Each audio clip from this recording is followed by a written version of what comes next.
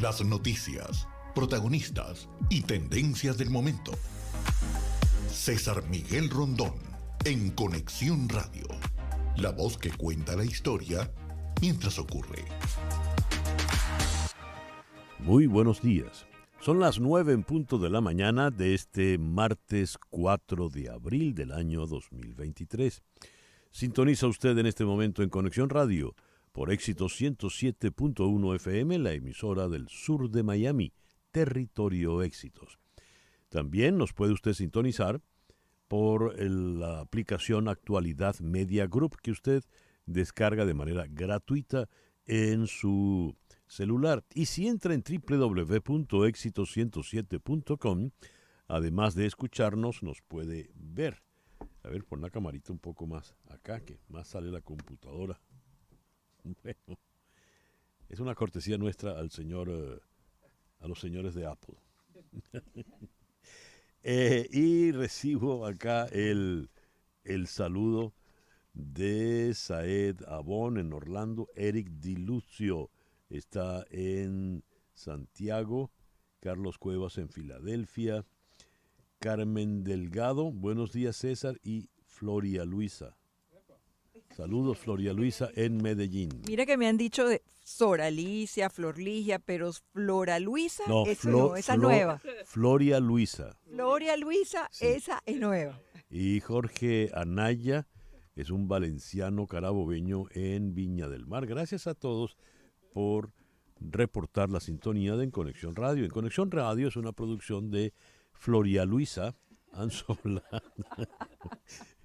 para Éxito 107.1 FM. Buenos días, Floria Luisa.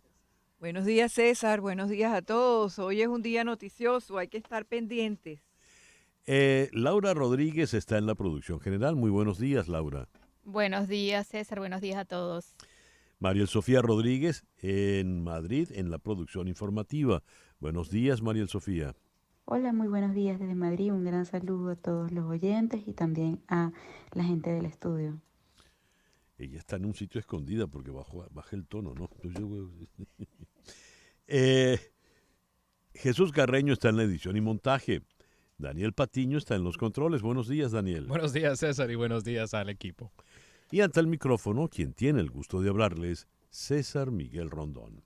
Hoy es el día de San Benito Manaceri, llamado San Benito de Palermo, también conocido como San Benito el Africano, San Benito el Moro o San Benito el Negro.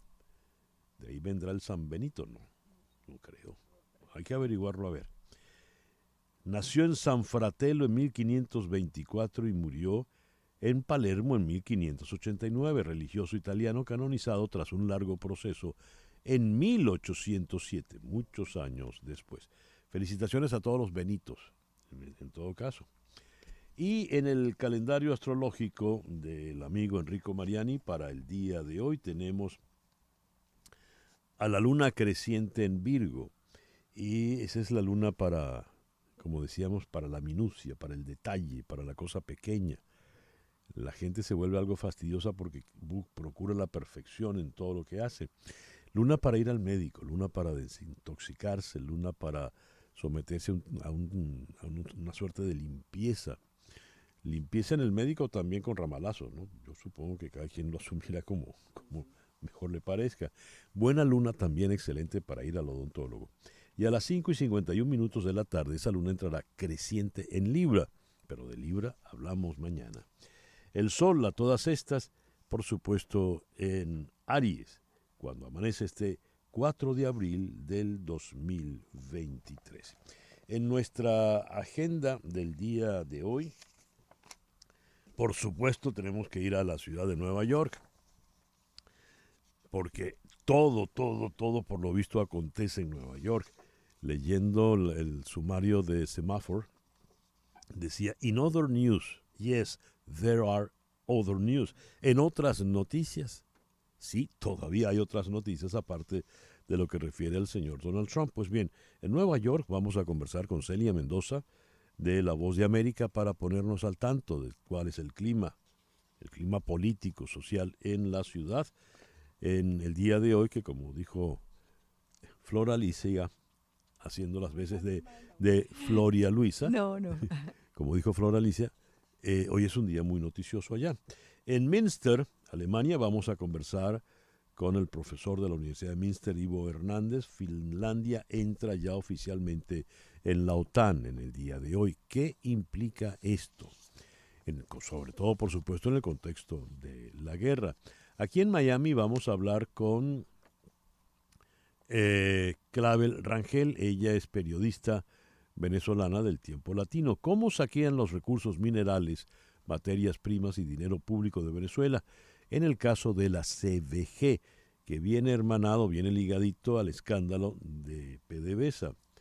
Y hablando de Miami, se ha hecho un descubrimiento interesantísimo aquí en Brickell, prehistórico. Los arqueólogos que se encuentran expertos de la Universidad de Miami, hay un gran número de piedras que señalan puntos que se encuentran entre los miles de artefactos y restos de animales y de humanos hallados en el sitio, que se remontan a 7.000 años atrás. Es importantísimo eso. Y eso va a traer consecuencias, por supuesto, en en la planificación de la ciudad, en los permisos para construir tal tipo de edificio, tal otro. De ello vamos a hablar con el doctor William Pestle. El doctor Pestle es del Departamento de Antropología, precisamente de la Universidad de Miami. Y nuestro foro apasionante lo vamos a dedicar al tema de la clonación. ¿Qué es la clonación y qué ocurre? ¿Por qué ha sido vetada? ¿Cómo va la clonación humana? Ese va a ser nuestro hashtag, clonación humana.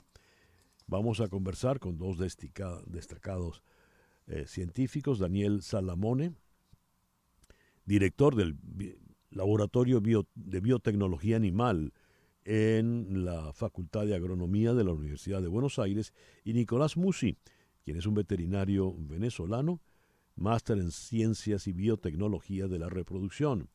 Él también está en Buenos Aires. Esa será, pues, nuestra agenda para el día de hoy, martes 4 de abril. Cuando repasamos las efemérides, tenemos que el 4 de abril de 1147 se hace la primera referencia rusa de Moscú.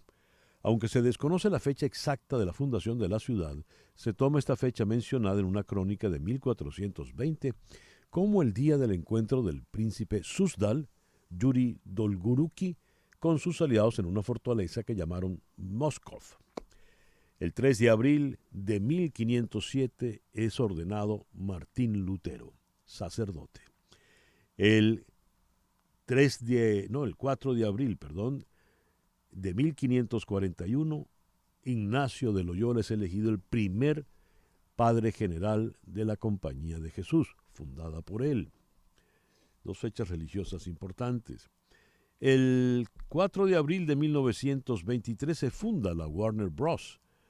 El 4 de abril de 1949 se funda la Organización del Tratado del Atlántico Norte, OTAN, también conocida como la Alianza Atlántica con sede en Bruselas, Bélgica, alianza militar intergubernamental que se rige por el Tratado del Atlántico Norte o Tratado de Washington, que constituye un sistema de defensa colectiva donde los Estados miembros defenderán a cualquiera de sus miembros si son atacados por una potencia externa. Y hoy entra en la OTAN Finlandia.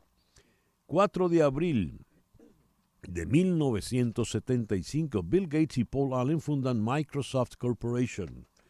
Su primer contrato fue para desarrollar y comercializar intérpretes de BASIC para la Altair 8800, una microcomputadora que fue diseñada el año anterior, en 1974.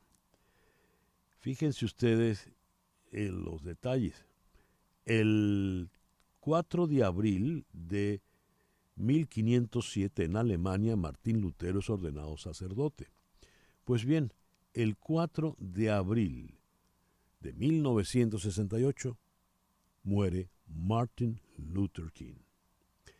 Pastor estadounidense de la Iglesia Bautista, ministro y activista estadounidense que se convirtió en el vocero y líder más visible del movimiento de los derechos civiles desde 1955. El 4 de abril de 1913, en Mississippi, nació el gran Muddy Waters. Y el 4 de abril de 1928, nació en Santa Clara, Cuba, Alfredo Armenteros, mejor conocido como Chocolate. Trompeta en cuero se llama eso, con el gran Chocolate Armenteros. Aquí en la reseña dice que grabó con Benny Moretti, Tito Puente, los hermanos Palmieri, Wynton Marsalis, Sonora Matancera, Pacheco, pero se saltan el que para mí fue el más importante porque fue donde arrancó, Arsenio Rodríguez. Él fue la trompeta de Arsenio Rodríguez. Aquel famoso Quila Quique y Chocolate era él, Chocolate Armenteros.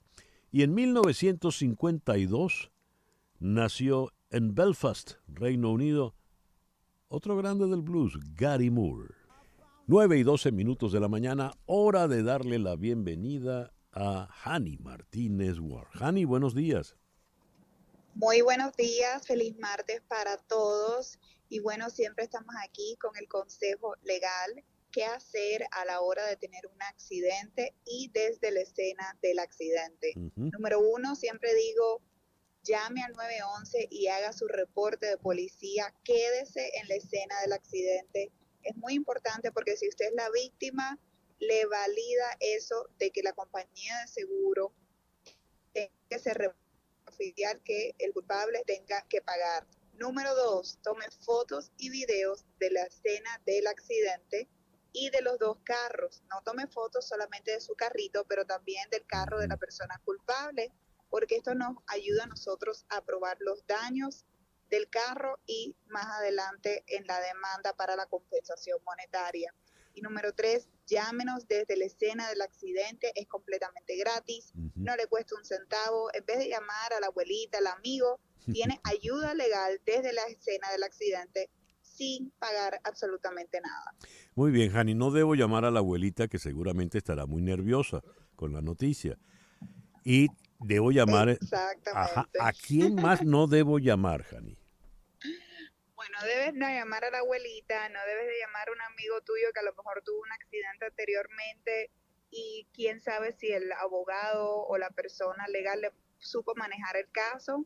Y tampoco debes de llamar a las compañías de seguros. Importante. No están de tu lado, ni tu seguro, ni el seguro del culpable. El seguro del culpable está para defender a quién, al culpable. Tu seguro dice, bueno, mi cliente es la víctima y yo no tengo que pagar absolutamente nada. Así que la única manera de estar protegido y guiado es teniendo un abogado especializado en el área de accidente, que las compañías de seguro te tomen el abogado en serio. Y ese abogado es Hani Martínez Ward. Anote entonces, por favor, 855-DOLOR55, que equivale a 855-365-6755. Repito, 855-DOLOR55, que equivale a 855-365-6755. Guarde ese teléfono, ese número en su teléfono celular. ¿Algo más, Hani? Eso es todo. Recuerde de siempre hacer su reporte de policía, porque me pasó hace 2 días, me llamó una persona super nice. Ay, mira, dejé al culpable irse, no hice reporte de policía porque me cayó súper bien, me dio la información del seguro, la licencia, me dijo que me iba a pagar el arreglo. 3 días después le dejó de responder el teléfono. Y entonces, sin reporte de policía, ahora teníamos que buscar cuál es el seguro de la persona culpable, abrir el reclamo y todo esto. Así que no lo haga. Para que usted no pague de su bolsillo, siempre tiene que hacer su reporte de policía. Gracias, Hani. Muchísimas gracias. Hani Martínez Ward de The Ward Law Group. 855-365-6755. El editorial con César Miguel Rondón. En 1970, el gran cineasta italiano Elio Petri presentó una película que levantó mucho revuelo. Estaba protagonizada por Jean Maria Volonté y Florinda Volcan. La música, por supuesto, era de Ennio Morricone, que le ponía música a todas las películas italianas. ¿De qué trataba esta película? Indagine su un cittadino al di sopra di ogni sospetto. Traducido, investigación sobre un ciudadano libre de toda sospecha. ¿De qué trataba? Pues este personaje que hacía Volonté era un policía de muy alto rango que decide poner a prueba el sistema. Mata a su amante a ver si sus colegas se deciden a proceder contra él. Él estaba por encima de toda sospecha, él no podía haber cometido ningún crimen. Pues bien, esa película pasó a ser emblemática y nos hablaba en ese contexto de la Italia de el comienzos de los años de la década de los 70, de la corrupción en los más altos niveles. Al final la película iba a por supuesto, una clara lección. Nadie está libre de sospecha. Todos son inocentes hasta que se pruebe lo contrario, pero todos pueden caer en la sospecha. Eso equivale a decir, todos estamos iguales ante los ojos de la ley. Nadie está por encima. En algunos casos muchos están a priori por debajo, pero nadie debería, en teoría, estar por encima. Ese es el principal argumento que viene a la mesa de discusión a propósito de lo que está ocurriendo con el señor Donald Trump, quien hoy ha de comparecer ante el gran jurado en Manhattan, ciudad de Nueva York. El argumento es, el señor Donald Trump hizo cosas que no son aceptables en el país. Él no está por encima de la ley y por lo tanto, siendo un ciudadano más, ha de ser evaluado, acusado, juzgado, etcétera, etcétera. El gran jurado, el juez hoy, juez por cierto de ascendencia colombiana, el juez Juan Merchan, será el que tendrá la decisión. Algunos dicen, esto va a debilitar la institución de la Casa Blanca, la institución de la presidencia, porque de ahora en adelante cualquier juez federal se sentirá con libertad de proceder contra expresidentes o presidentes en ejercicio. Ese es un riesgo que está allí latente. Otros insisten en que esto más bien habrá de purgar, de limpiar esa institución de la Casa Blanca que fue realmente sacudida o manchada en el periodo del señor Trump. Esto nos lleva a la discusión política actual en este país que en este momento está tan polarizado. En Semáforo dicen, hay otras noticias aparte de Donald Trump, porque uno se vuelca sobre los medios, en el internet, en los papeles, en los periódicos, en los canales de televisión, en las emisoras de radio, y todo es Trump. Pues bien, ayer un eminente abogado y analista aquí en Miami, el doctor Peñalver, nos decía, Trump le ha robado todo el oxígeno al resto del mundo político en la actualidad. Nadie habla de Biden, nadie habla de la Reserva Federal y la subida de las tasas, nadie habla del proceso inflacionario, nadie habla de la guerra, nadie habla de otros candidatos en otros partidos. Todo pasa a ser Trump. Esta cobertura tan amplia fue en parte lo que lo llevó, recordemos, a la presidencia en aquel año 2016. ¿Cómo saldrá Donald Trump de esto? Por lo pronto el juez Merchan dice no va a haber foto de reseña policial, no le vamos a ver esposado, y es más, no le vamos a ver porque no voy a aceptar cámaras ni nada dentro de la sala. Bien, no habrá cámaras, pero seguro habrá luego mucha historia que contar. Al parecer creo que todos, el único punto en el que coinciden todos es que esta fecha es histórica, para bien o para mal. Veremos. Pero recordemos, así como no hay ciudadano libre de sospecha en aquella Italia del 70, en los Estados Unidos de hoy no hay nadie por encima de la ley. 9:22 de la mañana, una pequeña pausa y regresamos con las noticias de Estados Unidos, Venezuela, Cuba, América Latina y el mundo. Una pausa y regresamos con César Miguel Rondón en Conexión Radio. César Miguel Rondón está en Conexión Radio por Éxitos 107.1 FM. 9:25 de la mañana. Noticias de Estados Unidos con César Miguel Rondón en Conexión Radio. Donald Trump, el primer expresidente acusado en la historia de los Estados Unidos, se entregará en la oficina del fiscal del distrito de Manhattan, Alvin Bragg. Luego, Trump será llevado ante el juez Juan Merchan para su lectura de cargos a las 2:15 de la tarde. Trump no será esposado ni recibirá una foto policial, pero tendrá que pagar la fianza si el juez Merchan lo ordena. Reconociendo el significado monumental del caso, el juez Merchan dictaminó que no se permitirán cámaras, teléfonos celulares, ni siquiera computadoras portátiles en la lectura de cargos. Se traerán 5 fotógrafos de la piscina brevemente, antes, esta traducción debe ser del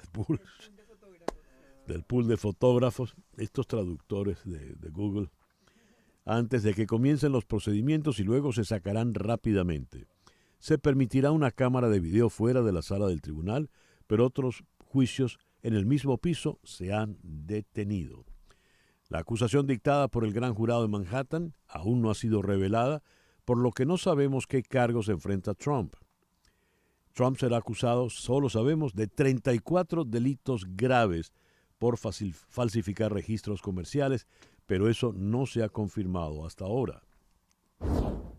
El 60% de los estadounidenses dijeron que aprobaban la acusación de Trump, según una encuesta de CNN realizada entre el 31 de marzo y el 1 de abril. No obstante, más de las 3/4 partes de los encuestados dijeron que creían que la política jugó al menos un papel en la decisión de acusar al expresidente. ¿Cómo está la ciudad de Nueva York en este momento? ¿Cuál es el hervor político? En la línea telefónica, precisamente en Nueva York, está Celia Mendoza de La Voz de América. Celia, muy buenos días, gracias por atendernos. Gracias, César Miguel. ¿Cómo está el ambiente en Nueva York? ¿Dónde te encuentras en este momento, Celia? Me encuentro en la esquina de la Corte Criminal de Manhattan, donde se mantiene la seguridad desde hace ya varias semanas, pero se intensifica en esta mañana.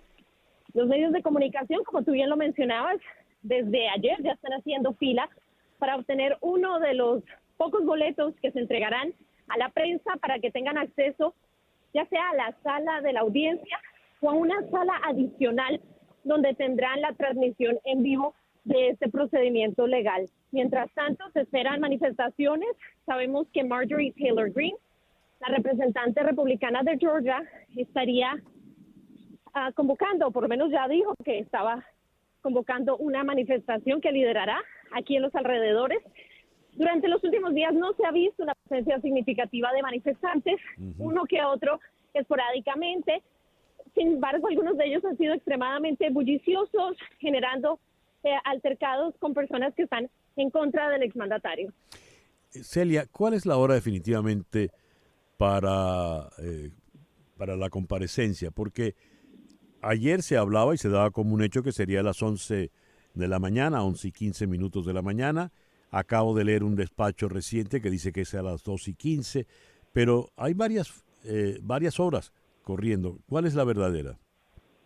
La audiencia se llevará a cabo a las 2:15 de la tarde ante el juez Juan Manuel Merchan en el piso número 15. Esa es la hora de la audiencia, pero hay que recordar quién se está entregando. Este es un proceso de arresto y esto sucederá antes de esa primera audiencia. Es por eso que se manejan diferentes versiones acerca de la hora en la que él podría desplazarse desde la Torre de Trump hasta aquí, hasta la Fiscalía primero, donde se le recibirá, quedará bajo arresto, se hará el proceso de sus huellas digitales y después posiblemente se tome esta fotografía, la cual todavía no se ha determinado si se tomará, porque usualmente a un sospechoso tras el arresto se se le toma la fotografía y es parte del procedimiento en Nueva York, donde la foto no se hace pública.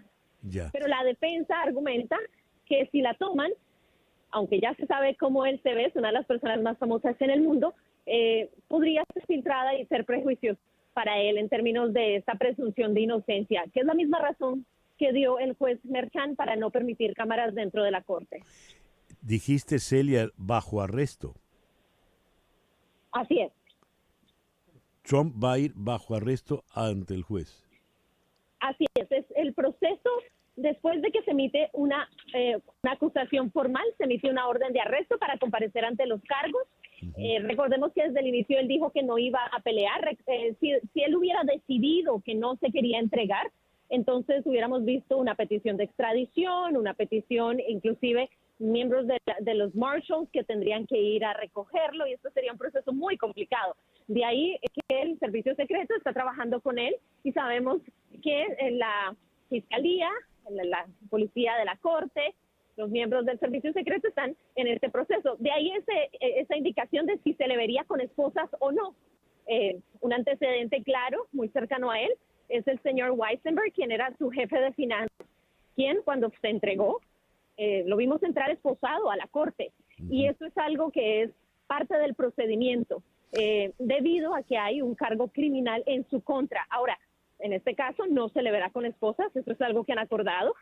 Y después de que se presente al juez y se declare no culpable, y no sabemos si lo hará él verbalmente o lo hará su abogado, cualquiera de los dos puede contestar al juez, tendremos la posibilidad de verlo salir.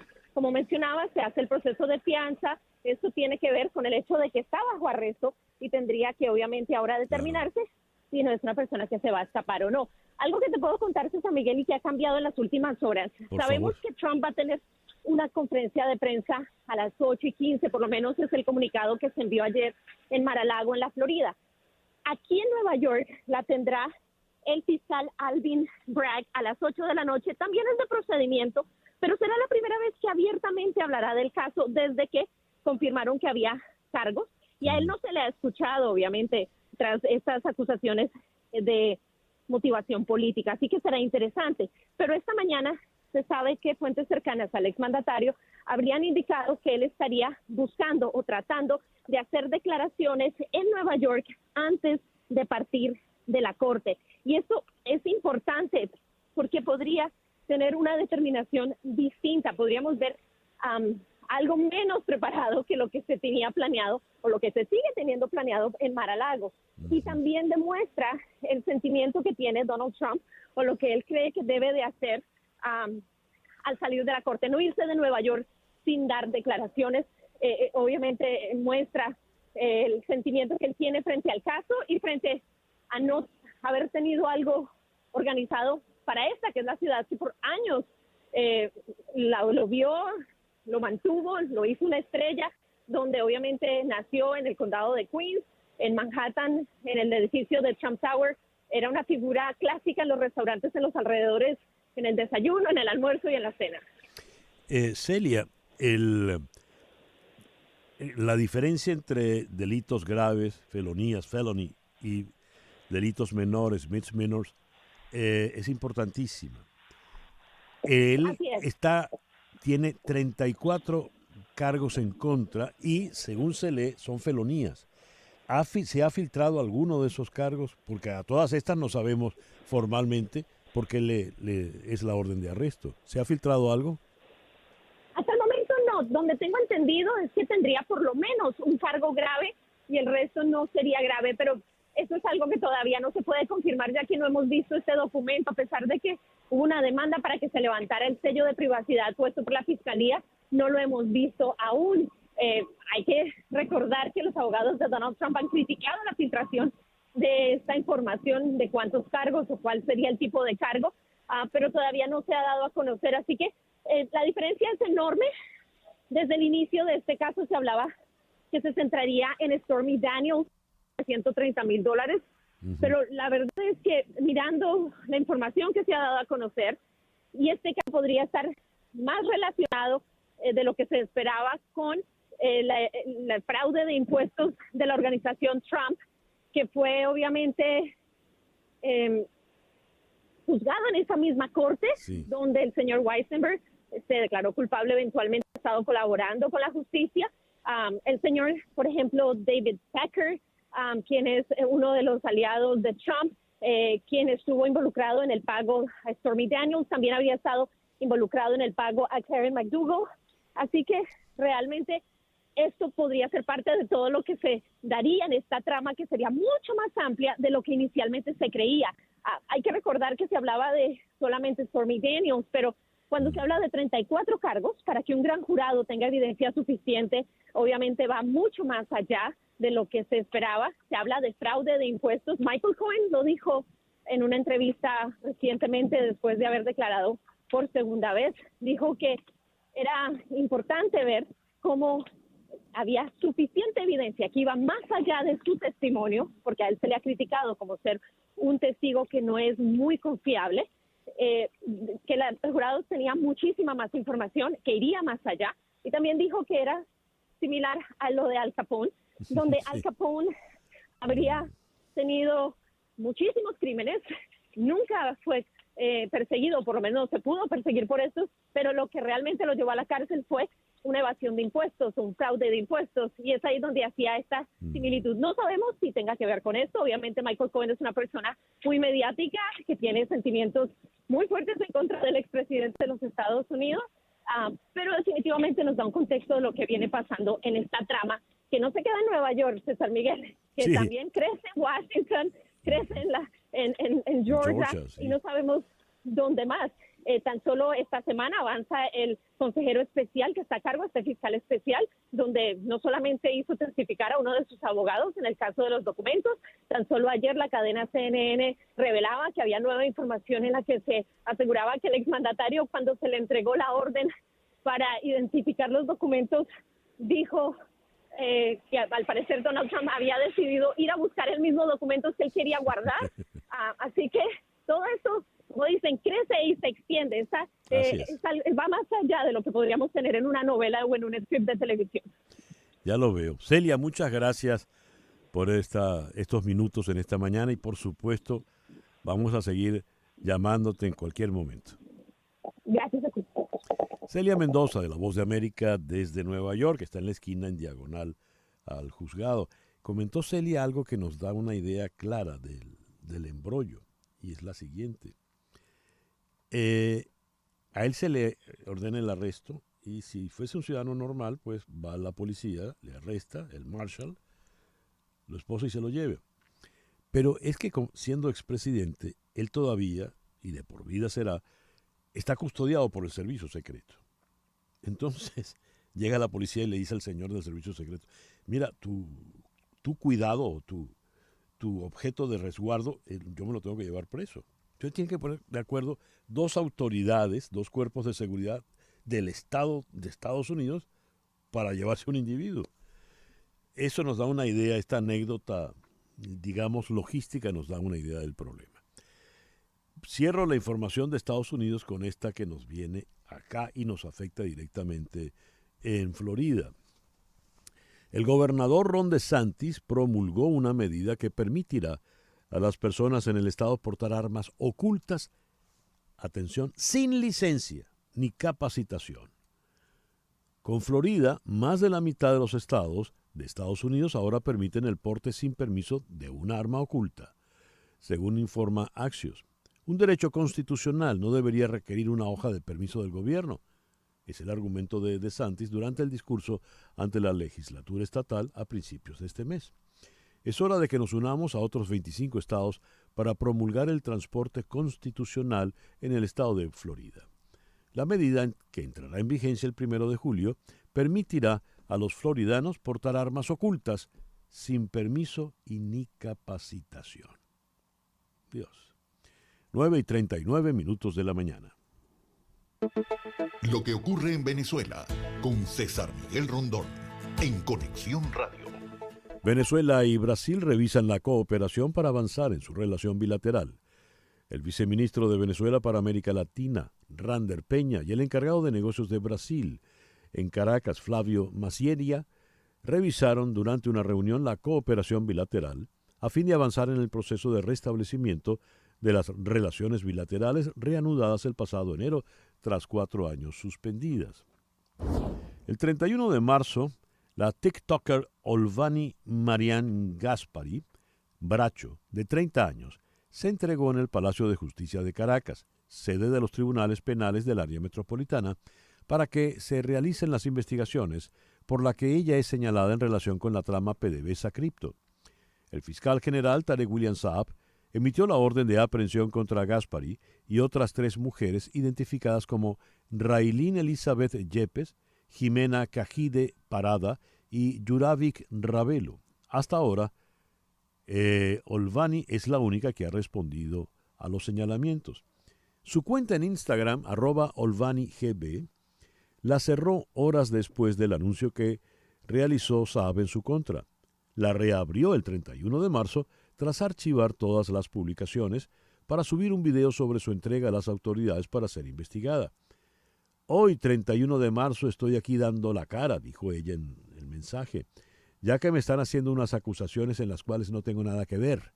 Hoy estoy aquí ante las autoridades presentándome para que se hagan todas las investigaciones que se tengan que hacer para poder tener derecho a mi defensa.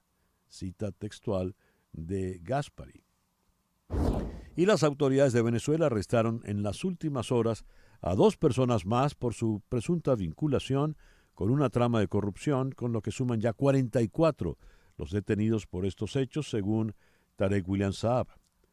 Estamos hablando del mismo escándalo que se desató con PDVSA Crypto y luego el escándalo que rebotó a la CBG. Y cierro las informaciones de Venezuela con esta. La Corte Penal Internacional pide a Venezuela presentar una réplica que no exceda 10 páginas a más tardar el 20 de abril para responder a un argumento del fiscal Karim Khan, quien desestimó las razones presentadas por Caracas en torno a la reapertura de la investigación por presuntos crímenes de lesa humanidad cometidos en el país. Esta fue la reacción de la Sala de Cuestiones Preliminares a la solicitud de Caracas, que había pedido su autorización para responder a varios elementos señalados por el fiscal como máximo el 28 de abril, y que tendrá que presentar ahora 8 días antes. Los puntos que Venezuela pretende responder son, en concreto, 2. Una comparación de la evaluación del fiscal con la de la Sala de Cuestiones Preliminares a la hora de iniciar las investigaciones y la forma en que la supuesta intención discriminatoria se reflejaría en los procedimientos internos. 9:42 de la mañana, una pequeña pausa.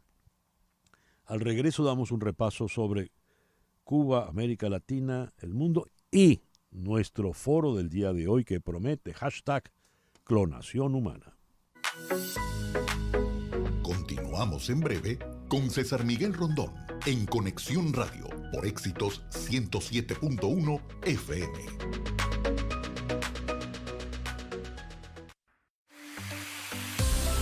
Sintonizas a César Miguel Rondón en Conexión Radio por Éxitos 107.1 FM. 9:44. Cuba es noticia en Conexión Radio. Cuba recibió más de 2.000 balseros repatriados de los Estados Unidos en los últimos 6 meses. La cantidad de balseros cubanos interceptados en el estrecho de Florida en lo que va de año supera la cifra de todos los detenidos en el 2022. La Habana se enfrenta por enésima vez a restricciones por escasez de combustible.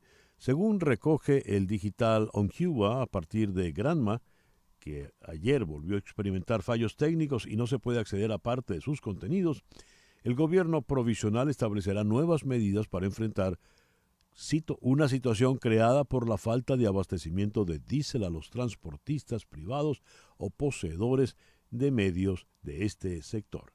Fin de la cita. 9:45. Lo que pasa en Latinoamérica en Conexión Radio.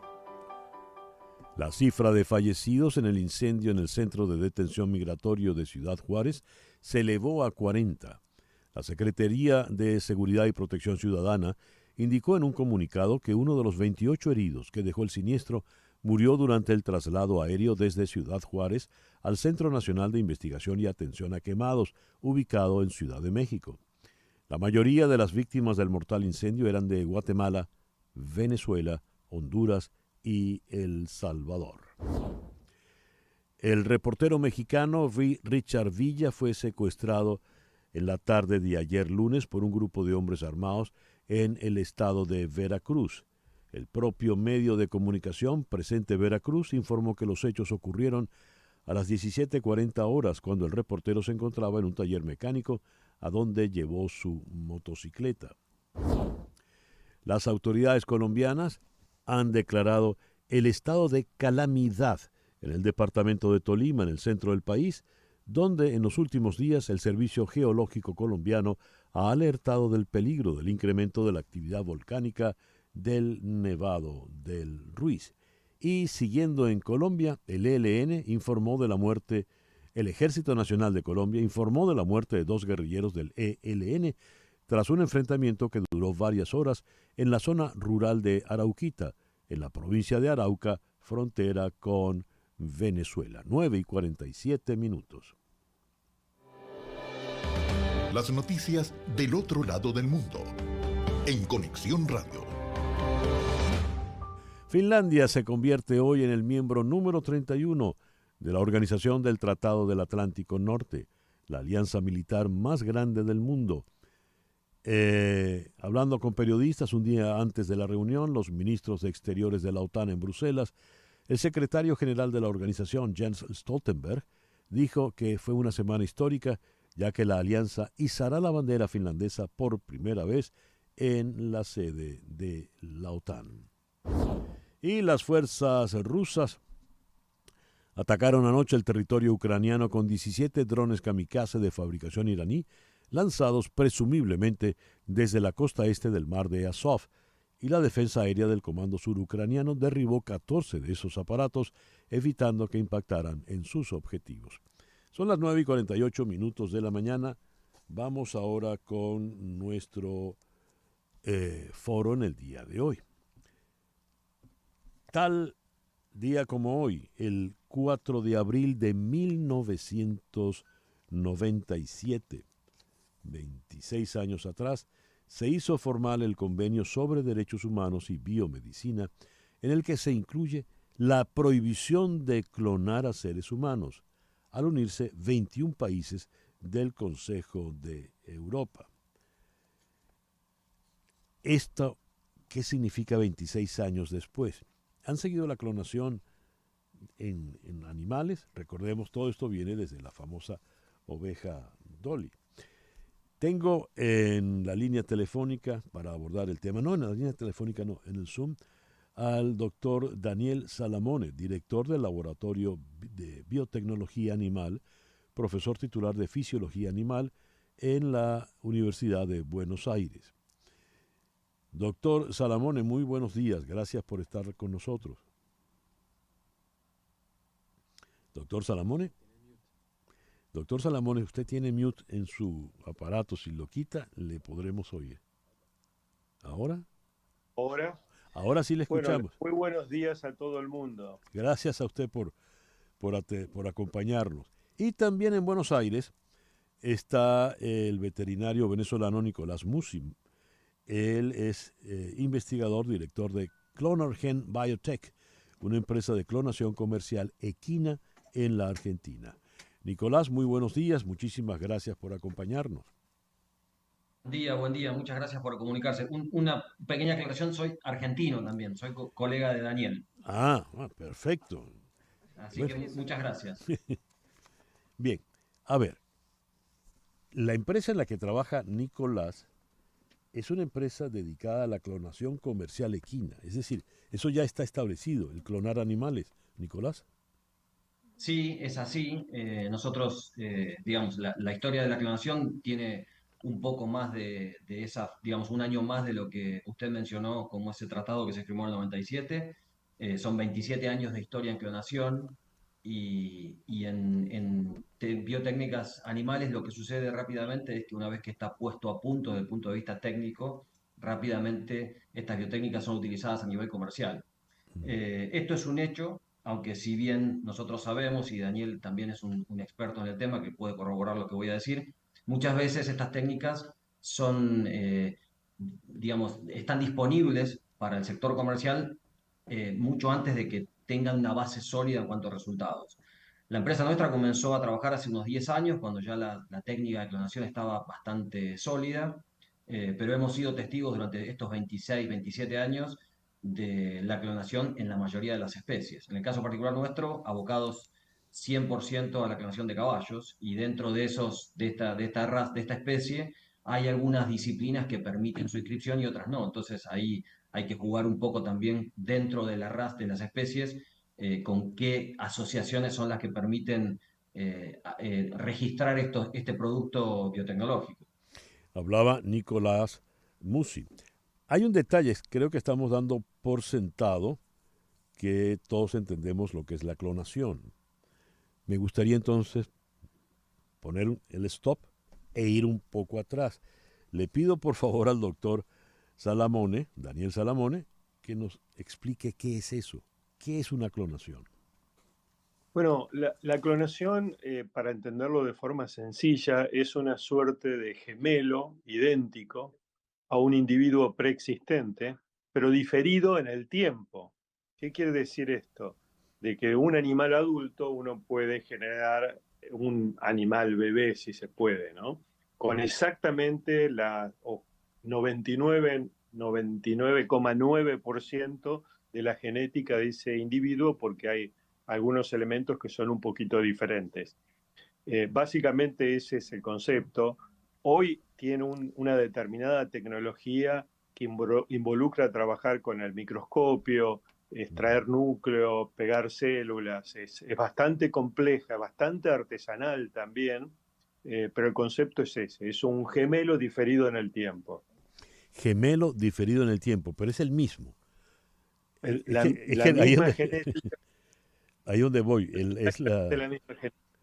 A excepción de algunos genes que tienen que ver con el metabolismo, que en general provienen de otro individuo. Generalmente uno utiliza dos elementos para generar un individuo de clonación. Uno son células donantes, que puede ser un pedacito, unas células de la oreja, por ejemplo, células de la piel. Y el otro elemento que uno utiliza son un óvulo al que se le retira la información genética y se integran la célula donante que va a dar la genética. Y como puede venir de la piel, se usa una célula no reproductiva para brindar la parte genética, y el ovocito lo que actúa es como una suerte de maquinaria en el tiempo que hace retroceder y hace creer a esa célula que uno acaba de integrar al ovocito sin información genética, lo hace creer que es un embrión recién generado. A ver, le pregunto al doctor Musi. Usted se dedica a los caballos. Quiere decir que si yo quiero tener a Secretariat, por citarle, yo no sé mucho de hípica, pero ese nombre de caballo me vino rápido y sé que fue triple coronado en Estados Unidos y demás. ¿Yo puedo tener a Secretariat, el mismo Secretariat, vía clonación? Bueno, está muy buena la pregunta, porque hay algo que confunde quizás a la gente, a las personas que por ahí no están tan involucradas en la técnica, y que genera ciertos miedos. Siempre hablamos de clonación y aparece el fantasma de la clonación humana, y creo que está todo teñido por esta confusión. Cuando nosotros generamos, como dice Daniel, un gemelo idéntico, diferido en el tiempo, estamos generando una copia genéticamente idéntica. No estamos recuperando el individuo, sino que estamos generando una copia de ese individuo. Y esto es algo importante porque a veces muchas personas creen que clonando su mascota, clonando su caballo, clonando su vaca, van a volver a tener a ese animal que por ahí les generó algún vínculo, un vínculo especial más allá de lo económico. Esta técnica lo que rescata es la genética, no rescata el individuo. Y quizás para entender esto haya que describir muy sintéticamente una fórmula que existe en genética que dice que el fenotipo, que es todo lo medible o visible de un individuo, de una persona, de un perro, de un caballo. O sea, el fenotipo es lo que nosotros vemos o podemos medir de ese animal. Responde a la combinación de dos factores. Uno es la genética y otro es el efecto del ambiente sobre esa genética.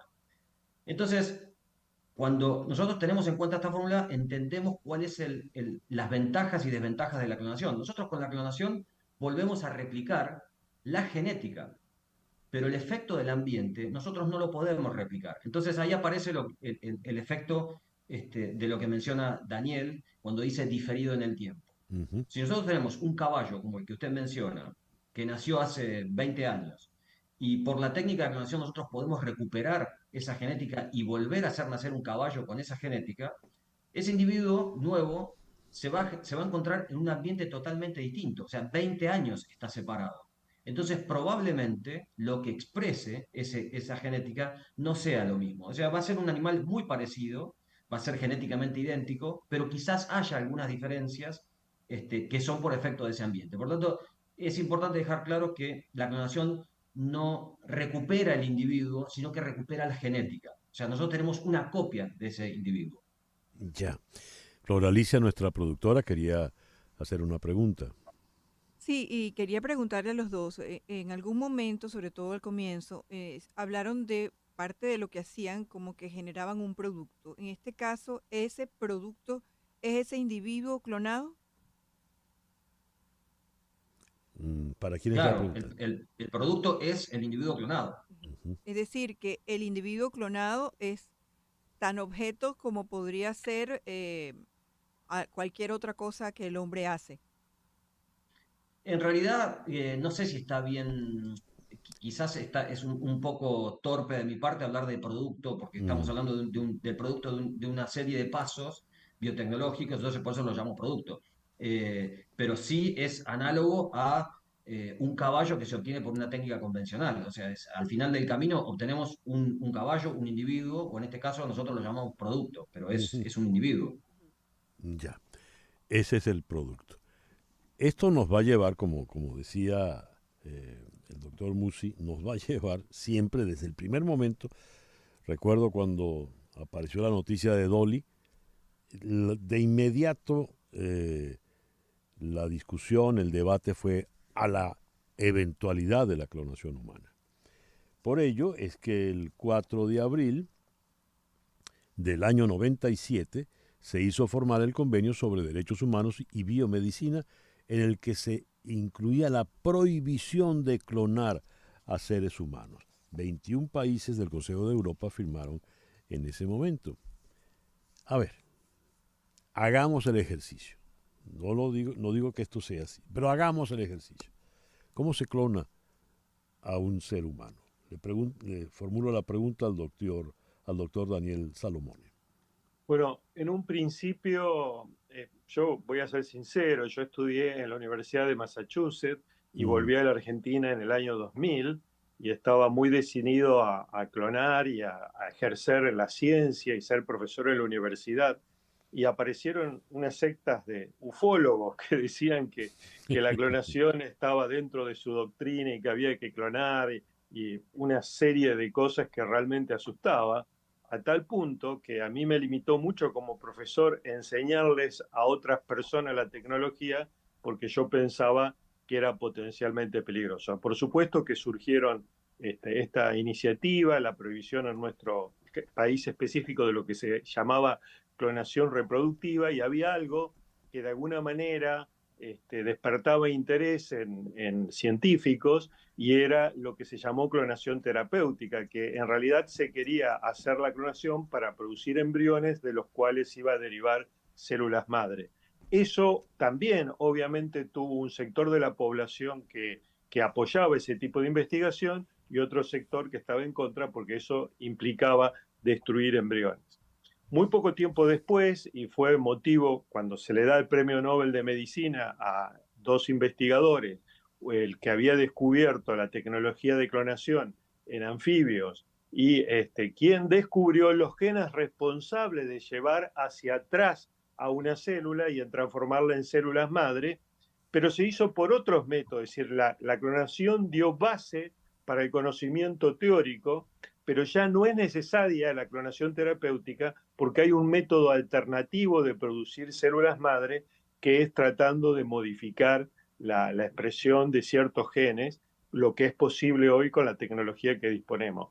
Por lo tanto, no hay razones valederas para que se haga investigación en realizando clonación humana, y eso prácticamente todos los grupos, o no conozco prácticamente grupo que esté abocado a hacer ejercicios de clonación humana. Aquellos que quieren producir células madre tienen una vía alternativa. Y si esa prohibición existe por varias razones, pero que tienen que ver con la ética, ¿no? Es decir, cada uno tiene su información genética fue provista al azar, nadie decidió cuál iba a ser mi información genética. Por otro lado, inicialmente, como todo procedimiento, tenía sus riesgos, había un cierto desconocimiento, y hay situaciones, digamos, que en los animales no tienen un impacto y que seguramente en un humano tendría un profundo impacto, ¿no? Como encontrarse con una persona exactamente como uno, anciana. Es decir, hay toda una parte de ética que es fundamental, y todo, yo creo que casi todos los que creíamos, insisto, había gente inicialmente cuando surgió la técnica que decía, incluso un médico italiano que decía, yo voy a clonar humanos, y bueno, lo cierto es que ya pasaron 27 años, que eso no se hizo por suerte, que el impacto que tendría en la sociedad sería el impacto que tiene un gemelo, y probablemente un gemelo, si alguien se clonara a sí mismo, un gemelo con problemas psicológicos, ¿no? Porque yo creo que en definitiva el hecho de ser un producto de un clon le tiene que generar, digamos, un problema psicológico.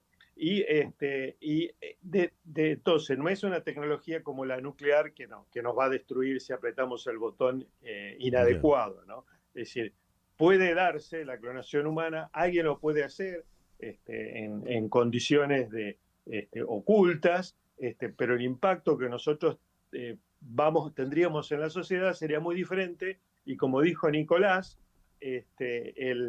una persona, incluso si estuviera clonándose un dictador, muy probablemente el clon podría ser una buena persona, porque digamos, quien forma a la personalidad final no solamente tiene que ver con la genética, aunque sí es muy importante en cuanto a unos rasgos, sino el medio ambiente. Ya. Vamos a hacer una pequeña pausa y ya regresamos con nuestro foro de hoy. Interesante por demás. Hashtag clonación humana con el doctor Daniel F. Salamone y el doctor Nicolás Musi. 10:04. En un momento regresamos con César Miguel Rondón en Conexión Radio por Éxitos 107.1 FM. Las noticias de este momento en Conexión Radio. ¿Y cuáles son las noticias de este momento, Flor Alicia? César Miguel, Estados Unidos y la Unión Europea constataron hoy su nivel de cooperación sin precedentes en materia energética desde la invasión de Rusia sobre Ucrania, y aseguraron estar dispuestos a responder ante cualquier intento de desestabilización de los mercados energéticos. En un comunicado conjunto, tras una reunión del llamado Consejo Energético Estados Unidos-Unión Europea, dijeron: los mercados energéticos globales, competitivos, líquidos y transparentes siguen siendo fundamentales para garantizar un suministro de energía confiable, sostenible, asequible y seguro para Europa, para contribuir a la transición hacia la neutralidad climática. Dejaron constancia de la intensificación sin precedentes de la cooperación, la coordinación y los intercambios entre las dos partes, entre Estados Unidos y Europa, justamente para este proceso de cooperación energética transatlántica. Gracias, Flor Alicia. A las 19 regresamos a nuestro foro en el día de hoy, hashtag clonación humana con los doctores Daniel Salamone y Nicolás Musi. Le pregunto al doctor Musi. Doctor Musi, usted trabaja, es el director de una empresa dedicada a la clonación comercial equina. Clonar Gen Biotech. A ver, ¿para qué se clona un animal? En el sentido, por ejemplo, de su empresa, la que usted dirige, ¿cuál es el criterio comercial? Bien, el criterio comercial de clonar un caballo tiene que ver con un poco con lo que mencionaba Daniel. O sea, eh, la carga genética de un individuo la recibe al azar en esa combinación que se efectúa en el momento de la fecundación entre la carga genética del óvulo por parte materna y del espermatozoide por parte paterna. Ahora, suceden un montón de factores por encima de esa combinación genética que tienen que ver con el desarrollo de un caballo y que es efecto finalmente de este ambiente que estamos mencionando y que transcurren durante varios años, durante, les diría, los primeros 4 o 5 años de vida, hasta que un caballo empieza a expresar su potencial deportivo. En el caso de nuestra compañía, en el 90% de los casos trabajamos con caballos de polo, desde hace más de 10 años que se está utilizando la técnica en caballos de polo y se ha visto que la clonación permite obtener porcentualmente mayor cantidad de individuos que son, entre comillas, cracks en el deporte, Ya.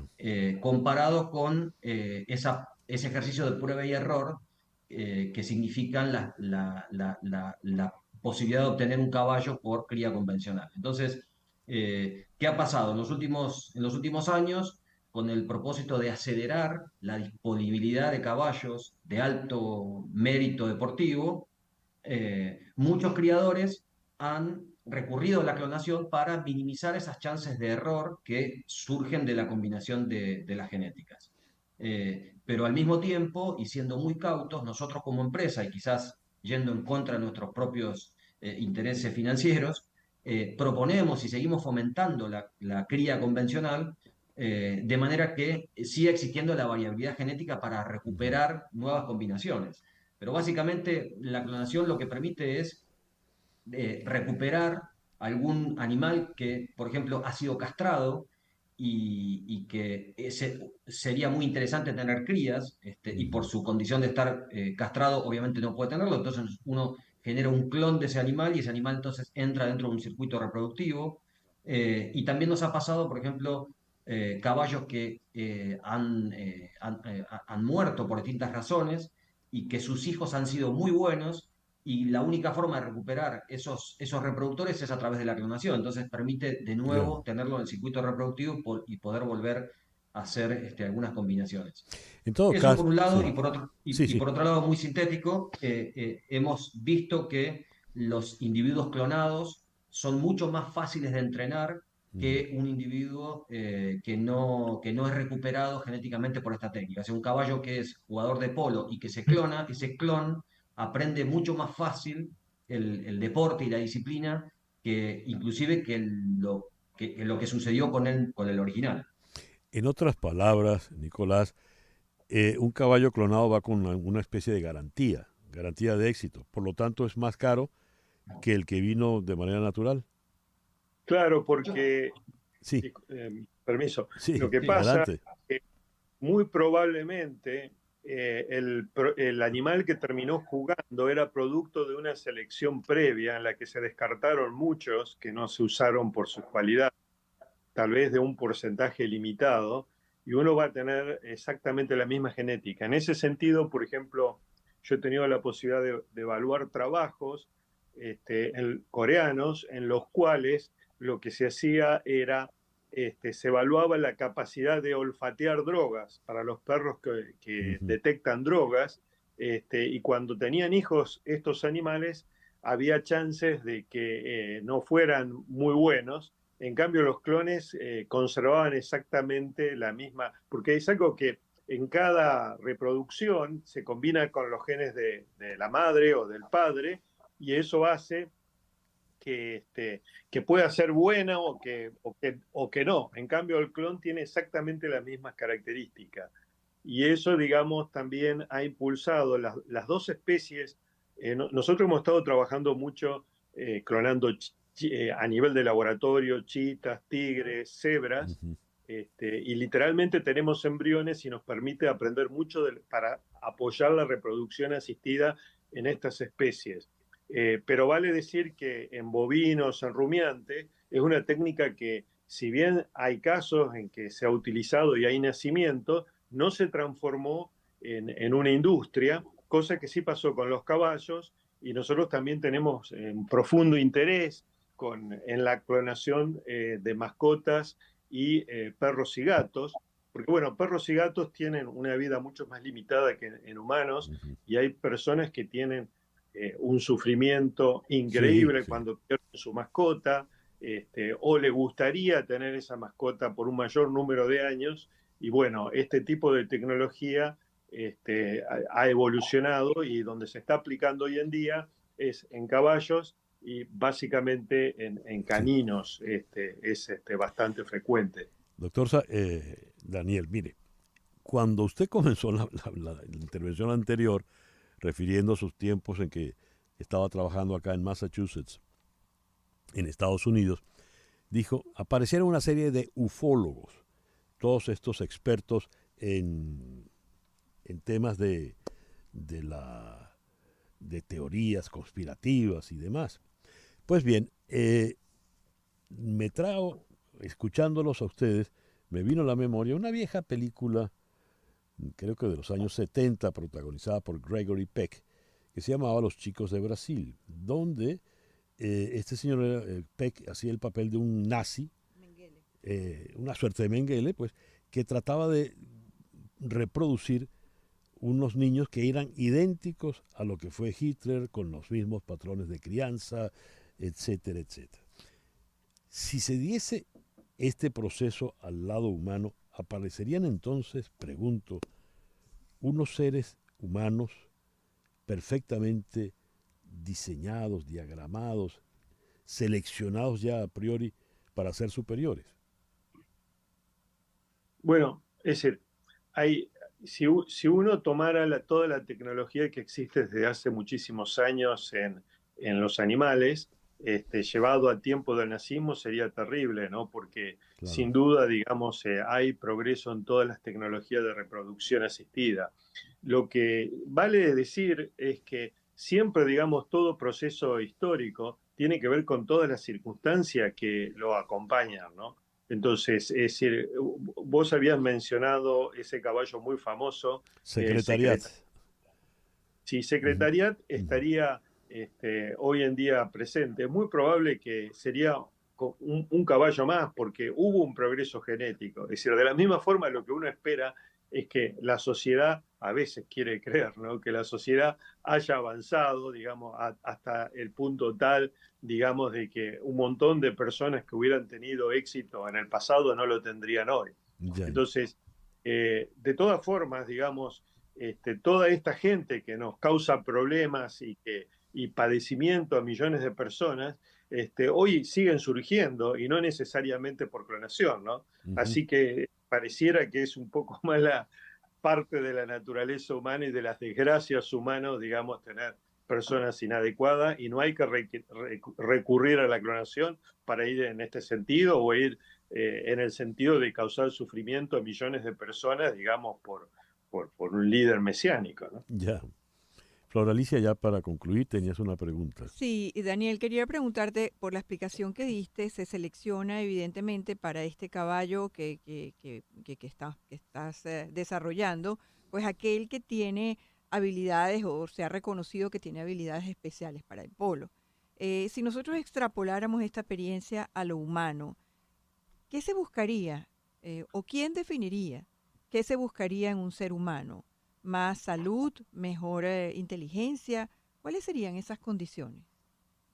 Bueno, todo lo que tenga que ver con el mejoramiento genético de humanos, yo creo que es algo también tan común como la clonación, y hay tantas preocupaciones, porque hoy en día se pueden producir modificaciones muy eficientes con tecnologías como la edición génica, en la cual literalmente se puede borrar o introducir un gen sin la necesidad de clonación. De hecho, nosotros para producir estos animales recientemente hemos producido cerdos modificados para que actúen como donantes de órganos, y ya no lo hicimos por clonación como se hacía antiguamente. Nosotros conseguimos editar 2 genes usando otro tipo de tecnología, ¿no? Embriones producidos in vivo y la verdad que nos fue muy bien. Pero eso sí es una preocupación. Y ya tenemos un ejemplo de una persona que lo aplicó en humano, que fue un chino que introdujo la resistencia al SIDA a un par de nenas, a un par de embriones inicialmente, pero que terminaron naciendo.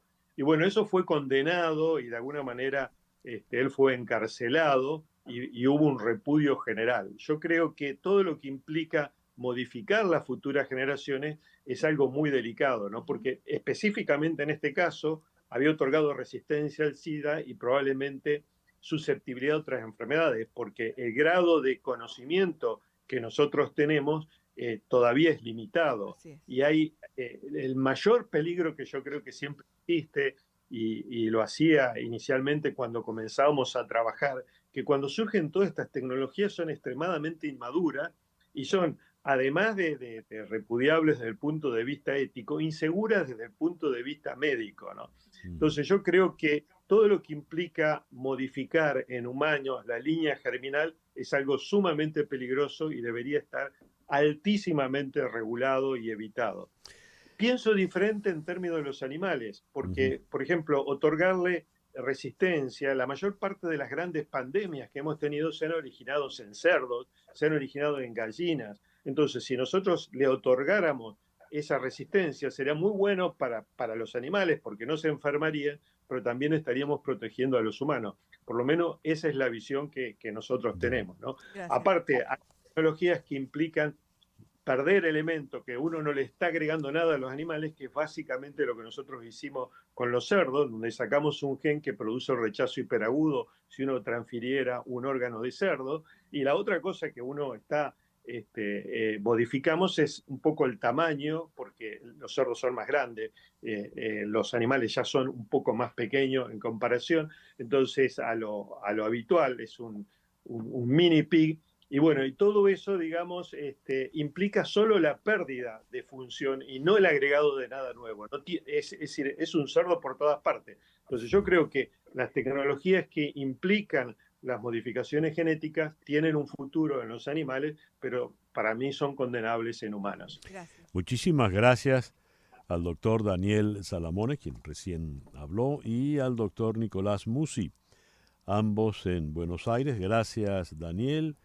Muchísimas gracias, Nicolás. Bueno, muchas gracias por dejarnos participar. Un saludo grande a todos. Gracias. Hablaba Nicolás Musi. Bien, el reloj indica en este momento las 10:22 de la mañana. Una pequeña pausa y ya regresamos en Conexión Radio por Éxito 107.1 FM. En un momento regresamos con César Miguel Rondón en Conexión Radio por Éxitos 107.1 FM. Estamos en Conexión Radio con César Miguel Rondón. Son las 10:24 de la mañana, repasando las noticias del mundo. La que colma el centimetraje informativo en Europa nos remite a Bruselas, sede de la OTAN, la Organización del Tratado del Atlántico Norte, donde Finlandia, con su larga frontera con Rusia, se ha convertido en el miembro número 31 de la organización. En Moscú ya advirtieron que no iba a ser así como así, ya tendrían alguna respuesta o alguna represalia. ¿Qué significa que esa larga frontera sea ahora de la OTAN a efectos de Rusia? Porque, recuerdo, ese es uno de los argumentos que ha esgrimido Putin en el caso de la invasión de Ucrania. Vamos hasta Alemania. En la ciudad de Münster está el profesor de la Universidad de Münster, Ivo Hernández. Ivo, muy buenos días, muy buenas tardes por allá. Gracias por atendernos. César, muy buenas tardes. Un cordial saludo para tu audiencia.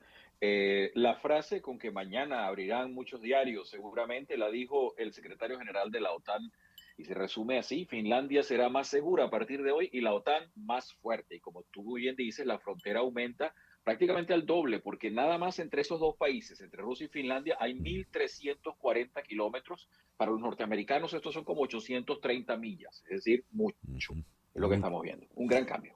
Muy bien. El señor Putin, como dije en la introducción, entre sus argumentos está la protección de la patria, de Motherland rusa, de lo que significaría la OTAN. Él todavía ve a la OTAN como si existiese desde el Pacto de Varsovia, por decirlo de alguna forma. Sí.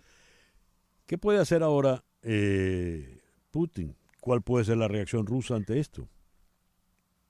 Es muy poco, porque realmente lo que estamos viendo es un giro importante en la geopolítica europea, en la geopolítica y el planteamiento del Tratado Norte. Hay que decir algo, la OTAN tenía problemas de identidad, nadie sabía para qué servía hace 10 años y se ha regenerado prácticamente como un ejército europeo. Ahora estamos viendo un replanteamiento en donde Suecia y Finlandia aplicaron los dos el mismo día, eso fue el año pasado en mayo. Finlandia entra sin problemas porque había una coalición completa detrás de ellos. Turquía bloquea un poco la situación de Suecia por el problema de los kurdos. El problema de los kurdos que hay muchísimos en Suecia donde hacen un peso político importante, mientras que en Finlandia solo prácticamente tiende a cero. Entonces esa variable no se ha dicho, pero es muy importante. ¿Y cómo queda todo? Bueno, Putin queda prácticamente acorralado, porque si su pretensión era supuestamente protegerse contra la OTAN está mucho más fortalecida.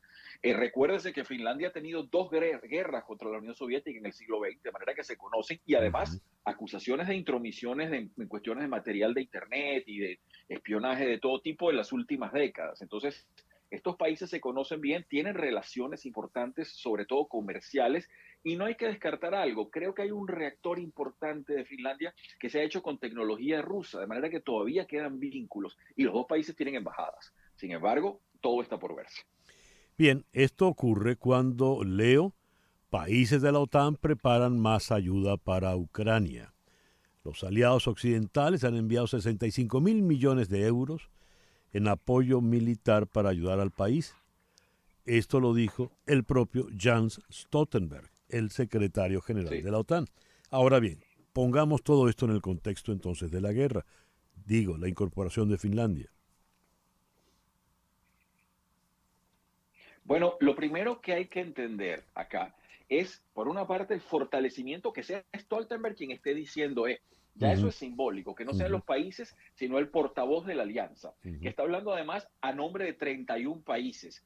Todo aquí aplica, César, y es muy importante que la audiencia sí lo entienda, porque hay mucha simbología. Hoy es 4 de abril, y para la gente esto pudiera ser simplemente un día, pues es el día fundacional de la alianza que se formó en 1949, justamente este día. Sí. Eran 12 países, ahora son 31. Si lo vemos con la perspectiva, vemos el peso que tienen las palabras de ese señor cuando está diciendo, vamos a respaldar militarmente eso. Y además de ello, se supone que detrás de ese anuncio viene también todo lo que implica apoyar bélicamente ese país, que también será apoyarlo en la reconstrucción, es decir, ganarlo para el sector de Occidente, más que para lo que había sido antes una zona de influencia todavía bastante cercana a Rusia. Ese discurso está totalmente en el aire, implícito en seguramente acciones que vamos a ir viendo en la medida que se vayan definiendo. Pero es seguro decir que Rusia está perdiendo enorme cantidad de influencia en los territorios que antes tenía indirecta ascendencia, o sobre los que tenía directa ascendencia.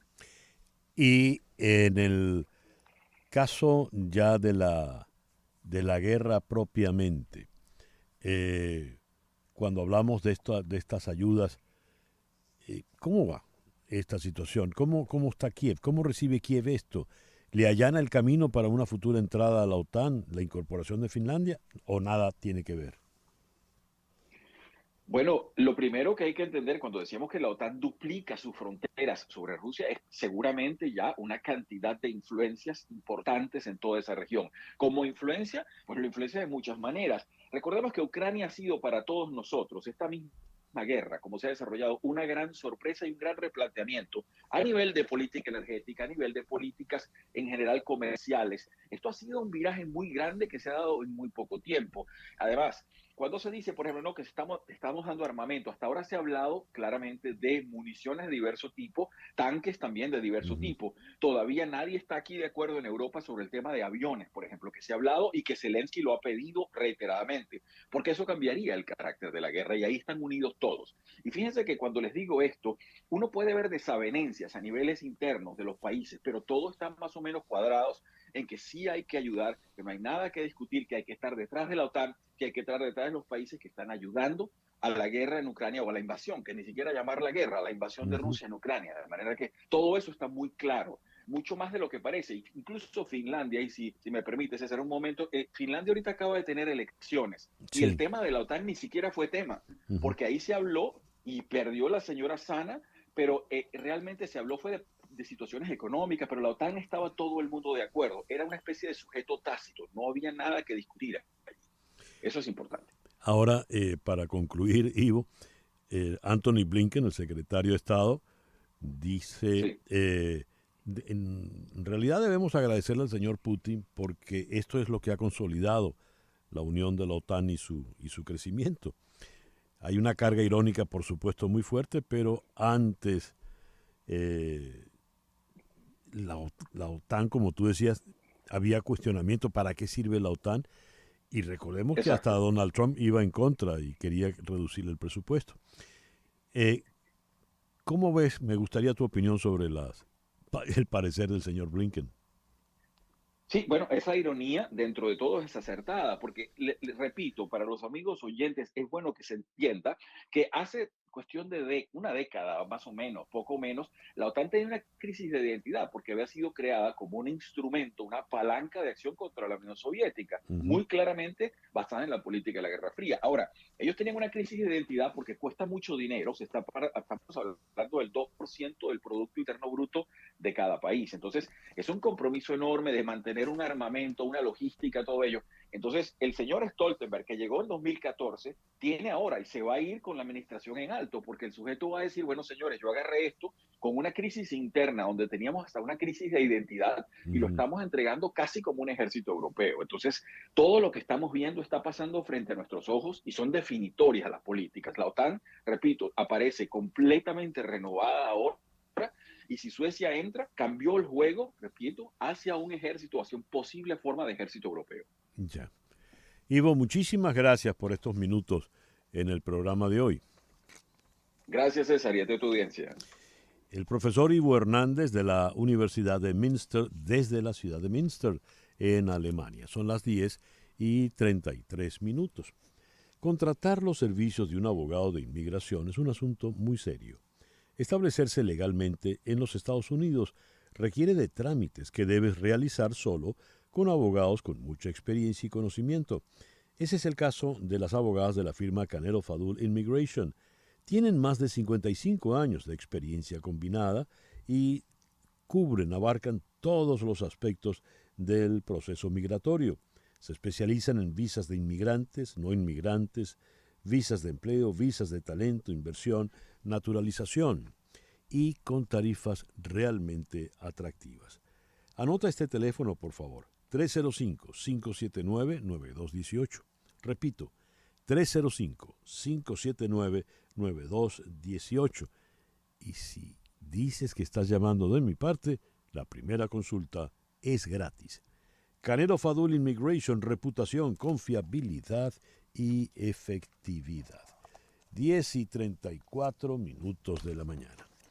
La primera fase del escándalo fue PDVSA Cripto. Y de allí surgieron las primeras detenciones, el show de las bragas amarillas en las sillas de agencia de festejos. Estoy hablando del estallido sobre la supuesta lucha a la corrupción en Venezuela. Y ahora, en una segunda etapa, todo apunta hacia la Corporación Venezolana de Guayana. Leo lo siguiente: el 31 de marzo, mediante Gaceta Oficial Extraordinaria, se anunció una junta interventora de la CVG. Presidente Héctor Silva Hernández y vicepresidente Alexis Rodríguez Cabello. Silva ha estado al frente del Viceministerio de Economía Productiva y Comercio Exterior. Rodríguez Cabello, por su parte, es diputado de la actual Asamblea Nacional, presidente de la Comisión Permanente de Contraloría y coordinador en la región guayana de la Comisión Presidencial para la Revolución del Sistema de Justicia. Fichas, barajitas que se van intercalando, pues, según el prestidigitador. ¿Por qué el escándalo rebota ahora en la CBG? ¿Quiénes son los presos de la CBG? Alguien que ha conocido muy bien esto porque tiene un desarrollo profesional muy largo allá en las tierras de la Guayana venezolana, es la periodista Clavel Rangel, ahora en El Tiempo Latino. Clavel, muchas gracias por estos minutos en la mañana de hoy. Gracias a ti, César Miguel. ¿Qué nos dices? ¿Qué nos dices de esta segunda etapa del escándalo ahora en Puerto Ordaz? Bueno, yo lo primero que diría es que esto es como un ciclo ya conocido en Guayana. Guayana, cuando Maduro ha querido como ondear como su bandera anticorrupción, pues siempre mira a Guayana porque es un área estratégica que después de PDVSA era una de las zonas que aportaban unos importantes ingresos a la economía del país antes de que las empresas fueran completamente arruinadas. Lo hizo en 2013, no sé si recordarán aquella campaña anticorrupción que también Maduro hundió y que resultó en otro caso muy similar a este, más o menos el mismo modus operandi, que terminó con la detención de más de 15 personas en la ferrominera Orinoco. Entonces, esto es una purga que nosotros en Guayana hemos vivido y lo hemos visto con frecuencia cuando hay un movimiento de poderes en la región. Pero esto está ahora inscrito, esta nueva remesón, esta nueva purga, en el contexto de la otra, de la previa de PDVSA. ¿Cómo es la relación? ¿Está entre esta y la otra el nombre de Tarek El Aissami? Sí, a ver, Guayana, durante el gobierno de Francisco Rangel Gómez, general que estuvo durante más de 10 años al frente del Estado Bolívar y también de la Corporación Venezolana de Guayana, había siempre un conflicto de intereses entre el grupo económico vinculado a Diosdado Cabello y Francisco Rangel Gómez. Luego Francisco, cuando asume Maduro y llega a ser presidente, pues Maduro, Rangel Gómez sale del poder y comienzan a organizarse figuras económicas alrededor de Diosdado Cabello, del poder que representa Diosdado Cabello en la región, ¿no?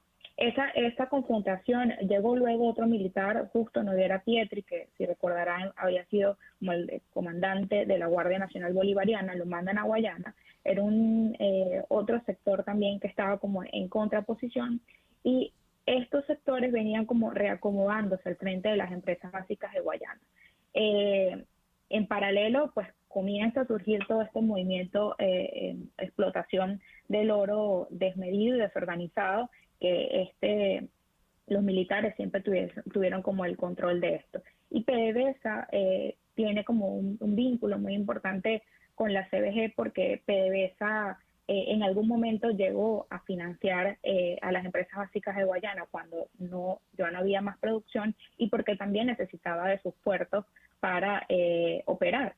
Entonces esa relación como entre la faja petrolífera del sur de Venezuela y las empresas básicas de Guayana comenzaron a funcionar. De hecho, la CBG en algún momento intentó, y algunas de sus empresas pasaron a un ministerio como más integrado después del cierre de la abolición del Ministerio de Industrias Básicas y Minería.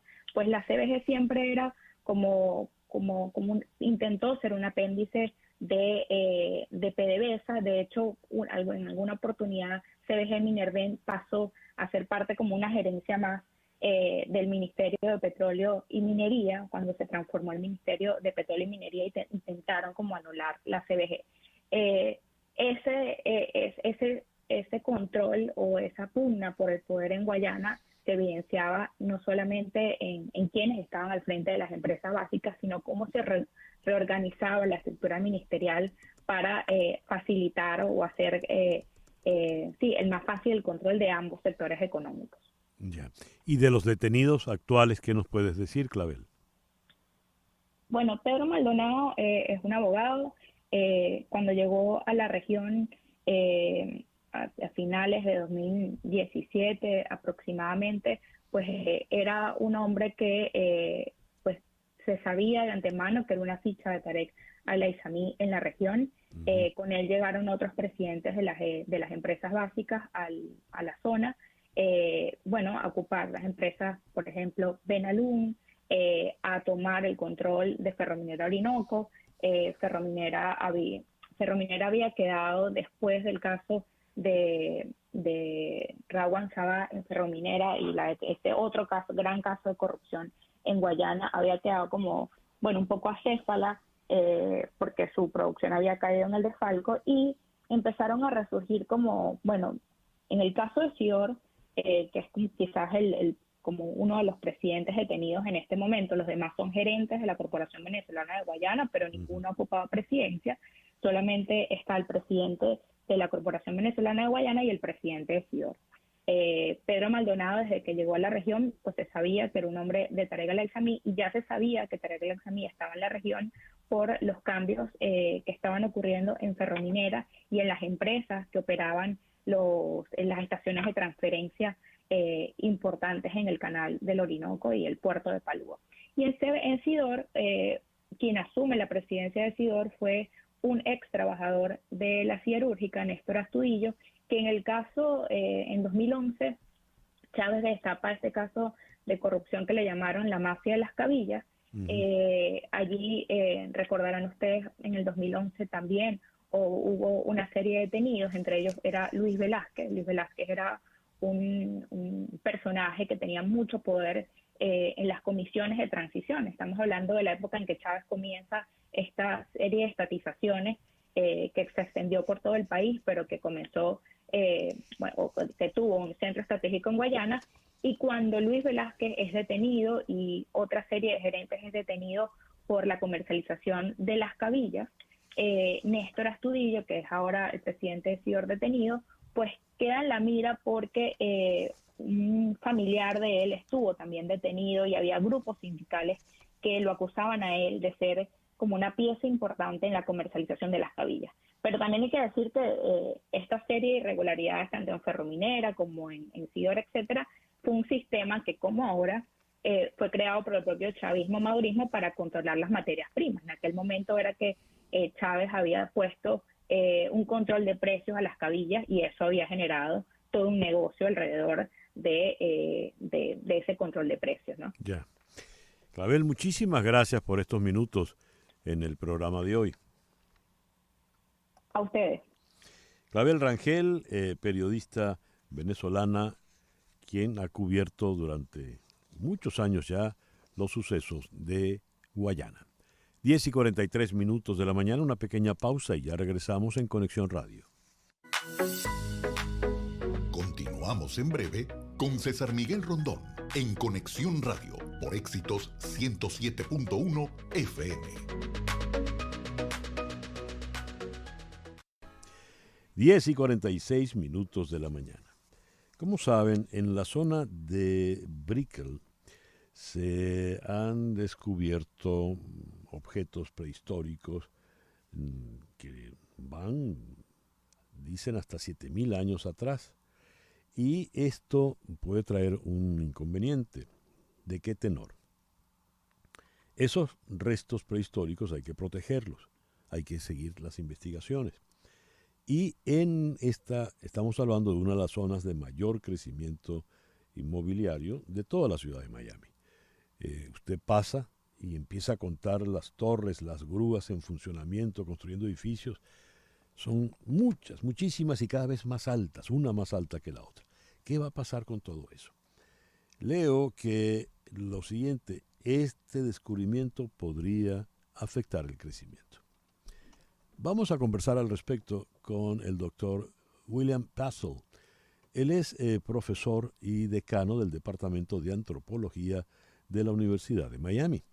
Dr. Passel, good morning. Thank you very much for being with us today. Thank you so much for having me, Cesar, and thank you for the Beatles there. My dad was a radio DJ in the 60s, so I have a lot of memories of that growing up, so thank you for that. Dice lo primero, muchas gracias por el popurrí de los Beatles. Mi papá fue DJ en los 60 y me trajo maravillosos recuerdos. Leo que Dr. Puzzle, I read, the ancient discovery made on the Miami River is so significant it could derail development. El descubrimiento hecho alrededor del río de Miami podría interrumpir el proceso de desarrollo. What is expected after this discovery? ¿Qué se espera después de estos descubrimientos?